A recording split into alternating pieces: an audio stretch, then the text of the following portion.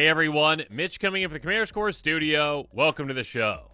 So on today's episode, I've got an exciting one for you, and make sure you check out that card list link in the description below because I've got some amazing cards that are finally under $3. Check them out and pick these gems up. So, first up, we've got Illusionist Bracers, an amazing card, and one that is just underneath that threshold of $3 at $2.99. It's an equipment for 2 mana. It costs 3 to equip, and it says, whenever an ability of equipped creature is activated, if it isn't a mana ability, copy that ability. You may choose your targets for the copy. Yeah, that is an absolutely insane thing. So there are so many commanders out there, so many decks out there built around commanders that have a specific and amazing activated ability that isn't a mana ability. And this simply says, you know what? Let's just double that up. Let's double up the effectiveness of your deck, essentially. Again, your deck is built around this commander that does this thing. Instead of having to, I don't know, wait to do that thing again, no. You get it twice. There are certain combos that you can utilize with this, certain absurd things you can utilize with this, but again, when it comes to commanders that absolutely have those game-changing, game-wrecking, amazing abilities that you want again and again and again, now you get them multiple times, again, because of this, doubles it up, again, very cheaply, very efficiently, very effectively, and now just under $3. Let's stick with artifacts, though. Next up, Bow of Nylea. Legendary enchantment artifact for 3 mana in green. Attacking creatures you control have Death Touch. Now, it could just stop right there, to be honest. I mean, it is great that it has other things, but giving your attacking creatures Death Touch is insanely good. That being said, let's keep going. For 2 mana in green, tap, choose 1. Put a counter on target creature, or Bow of Nylea deals 2 damage to target creature with flying. Or you gain 3 life, or you put to 4 cards from your graveyard to the bottom of your library in a random order. Now, a lot of those things are great. Again, getting a counter on a creature can be great, especially for a proliferation type strategy, one that can make more of that counter. Or, of course, a +1 strategy where you get maybe extra benefits for having counters on your creatures. Dealing out 2 damage to any creature with flying, that's quite nice. I mean, that can just be a nice little threatening thing, especially if your opponent's commander maybe has flying and has a low amount of damage. Or, just, if they are in a combat and they get hit and they're like, oh, they survived. It's like, oh, surprise, 2 extra damage, they're gone. Never mind. Or you gain 3 life. That can be a nice little, padding your life total. Getting 4 cards out of your graveyard and shuffling them back in your library. I do say shuffling because, yeah, if you're going to be putting on the bottom, you'll never see them if you're not shuffling. But, again, if you're in green, obviously. Ramp spells, if you've got Evolving Wilds, cards like that, fetch lane essentially, you're going to shuffle your library eventually, and when you do, you very well might hit some of those cards, so there you go. Or if you've got maybe a tutor to get them back, essentially. But regardless, the thing that you want out of this, mostly, again, is that attacking creatures have Death Touch, because that is an extremely good thing. That isn't evasion, but it is blocking aversion, let's just say that again. Again, if you're swinging with some tiny little creatures like, little 1/1s, your opponent can't just go, yeah, easy blocks for me. No. They've got to go, oh, do I really want to block with my 5/5 on that 1/1 and trade? Probably not. So yeah, being able to get through in combat, being able to utilize that with first strike, double strikes, make it even deadlier, giving, this to pingers as well doesn't exactly help you because, again, it's with pingers, it's just attackers. Again, it's only on attack. Do keep that in mind. Some players mess that up and think they have it for blocking or for pingers. Don't think about that. But still, as is for attackers, that is absolutely massive, absolutely huge. Utilize this card. Very flexible, too. Next up, now you can't read this version unless you speak Phyrexian. Good for you.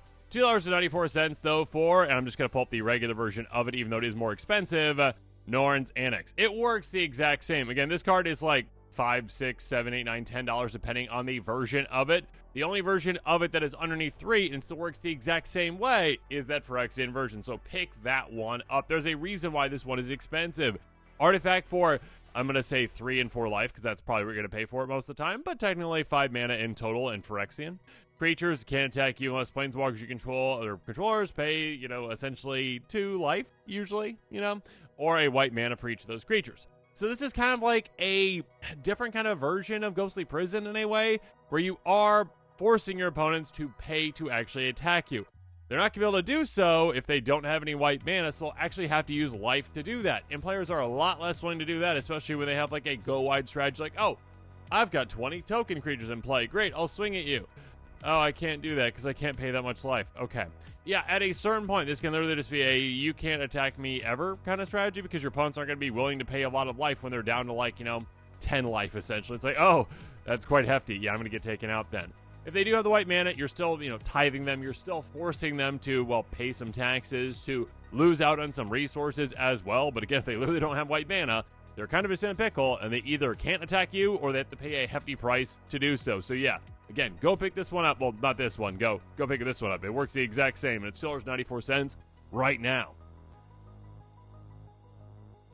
Next up, let's go on to some creatures to pick up right now. Under $3, Caller of the Claw, an oldie but a goodie from back in the day. I think it was this Odyssey or Scourge or around that time period? Anyways, Legions? No, I can't remember.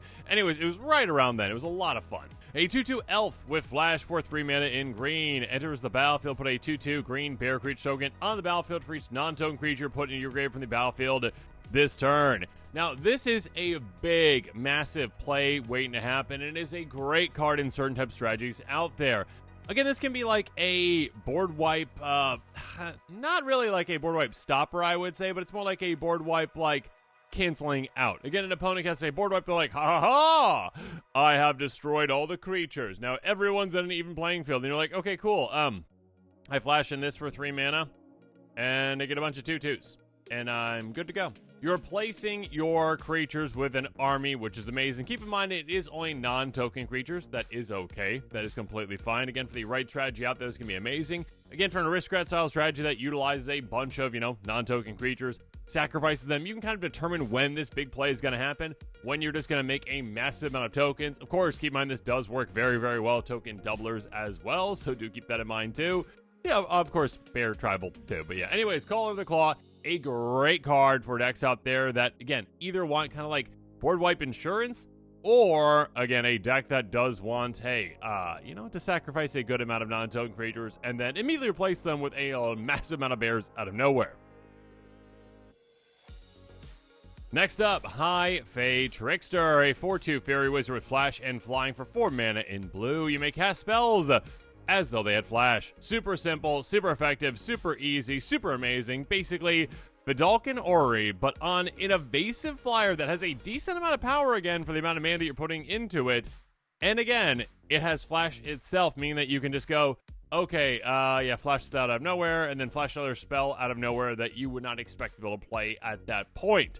This can be an amazing card where you can just surprise your opponents, and they're not even going to see it coming at all. You also are slightly more protected, I would say, than a Vidalcan Ori is, again, because you kind of have to invest in that on your turn, obviously, and maybe kind of hope you get around at least one trip on the table, probably like 1.5 trips, really, to really take advantage of it, potentially, depending on what time you play it. This one, it's more so, okay, I play it like right before my turn, and then I've got mana up, ready to go. I can always just go draw pass, essentially right then and there, and go, oh yeah, okay, cool. I can play whatever I want. I can do whatever I want with it, and again, I've got a 4/2 flyer that I can just chip in some damage. Again, on opponents that don't have blockers for this, you can just keep getting through.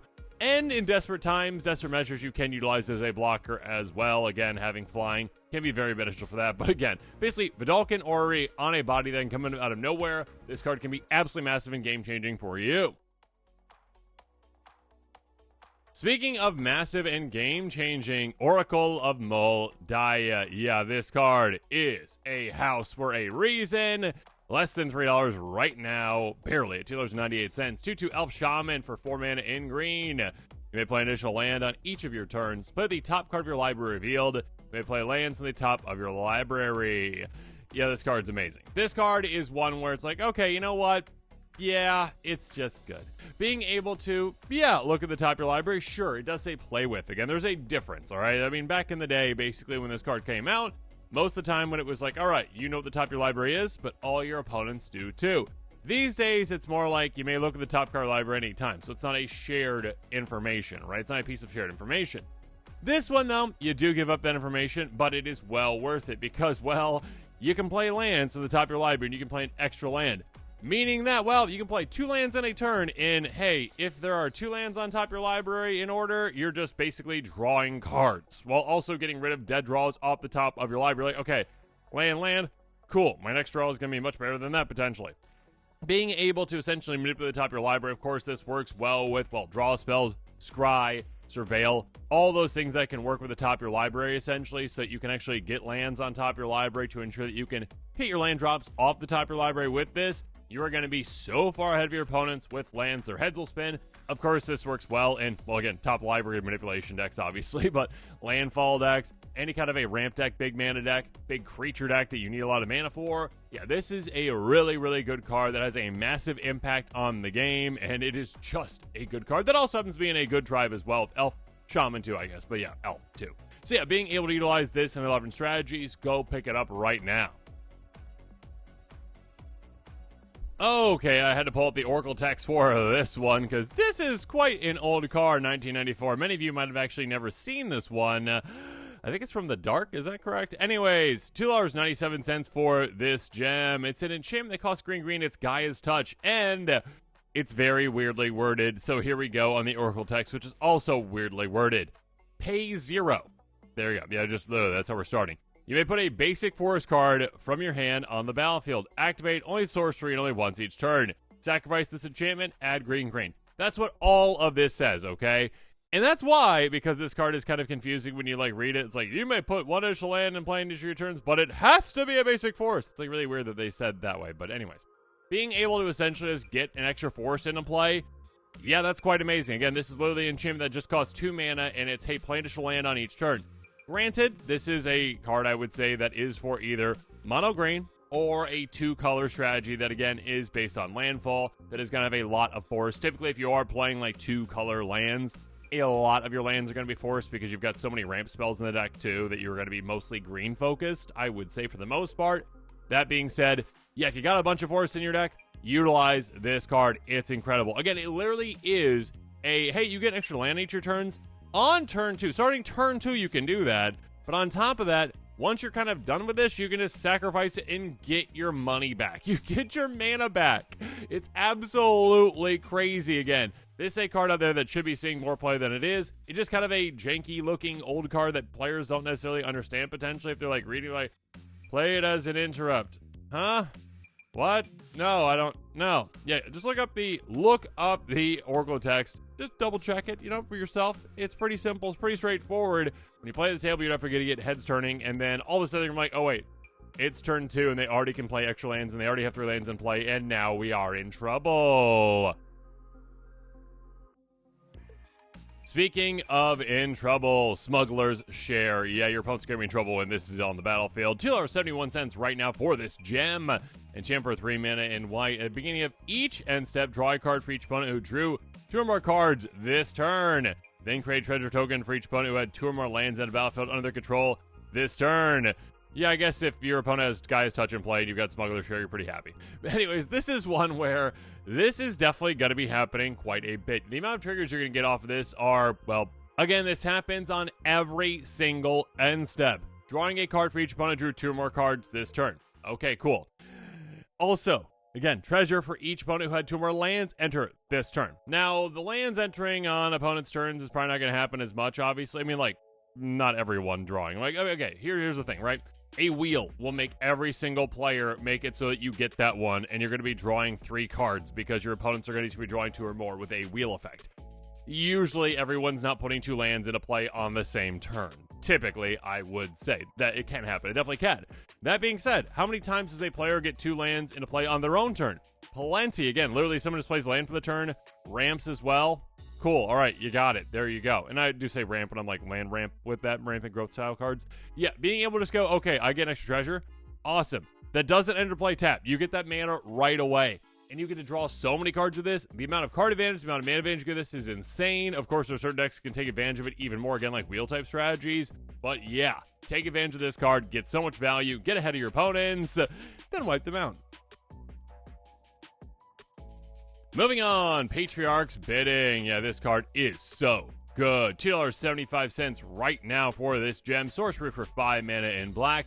Each player chooses a creature type. Each player returns all creature cards of a type chosen this way from their graveyard to the battlefield. Yeah, this is quite crazy. This is a card that you're like, all right, you know what? I'm playing whatever tribe. Just pick miscellaneous tribe. Okay, do you want to be able to just get all of them back? Oh, okay, cool. Yeah. All right, game-changing card. one-sided, basically, recursion, one-sided reanimation. Now, it technically isn't one-sided, right? Every player gets to use a creature type. Now, unless they are playing a tribal deck or a changeling deck, they're not going to be taking anywhere near as much advantage of this. Like, there's a slight chance, a very small chance that they get even 2 creatures back with this. They'll get 1, but they probably won't get 2. Because essentially, again, your deck is going to be built around a specific tribe. Your deck is potentially even built around getting a lot of your creatures, in your graveyard potentially, depending on the tribe, depending on what your deck is doing. Cool, alright, you get, again, 10 plus creatures out with a 5-mana spell, and the game is basically over from there. Your opponent's again like, oh, okay, cool, I get something back. 1 thing. Oh yeah, I can see why I lose. This is a card that is game-changing, game-ending, absurd. Again, there are certain tribes that can utilize it more than others, depending if they're graveyard-centric, absolutely, but still, late game. This is a card that can absolutely change the game in the favor for you. And finally, a weird one that I love that I have to bring up, Mana Severance. This is a card that is a sorcery for 2 mana in blue, and it says search library for any number of land cards, remove them from the game, shuffle your library afterwards. This is a card that, again, is so old that it's been, obviously rewritten. Oracle text has changed for this one, but basically, go get any number of lands and exile them out of your library and then shuffle. That's basically what you are doing. You're essentially saying, you know what? Lands typically are dead draws later in the game, right? So I just don't want any of those ever. I will get rid of every single land in my deck and say, go away, and I'm only drawing fire. Just drawing absolutely heaters off the top of my library again and again and again and again and again. Guaranteed not to hit any lands.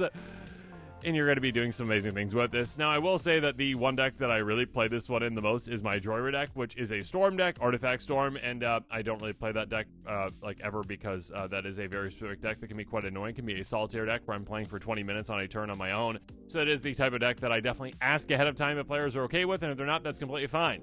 This is a kind of card that can definitely go into a Storm type strategy because, again, you are only drawing into, well, more great cards instead of just drawing into dead land draws. So this type of card that can be for that kind of strategy.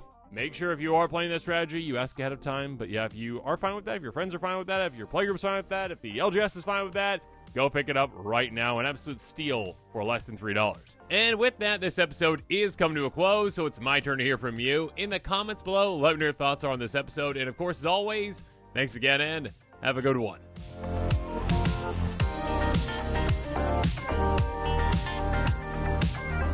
This show and episodes like this one are possible thanks to viewers like you. If you're looking for an easy way to help support this show, make sure that you like, share, and subscribe. Also, hit that bell notification icon so you don't miss any new episodes. You can also go check out our playmats and other merchandise at thecommandersquarters.com. Another easy way to support this show is with our TCG player affiliate links. So whether you're buying a deck or individual cards, you can use this general link right here or one in the description. And the final way that you can support this show is by supporting us directly by becoming a patron. There are many benefits to being a patron, and I truly couldn't do this without all of their support.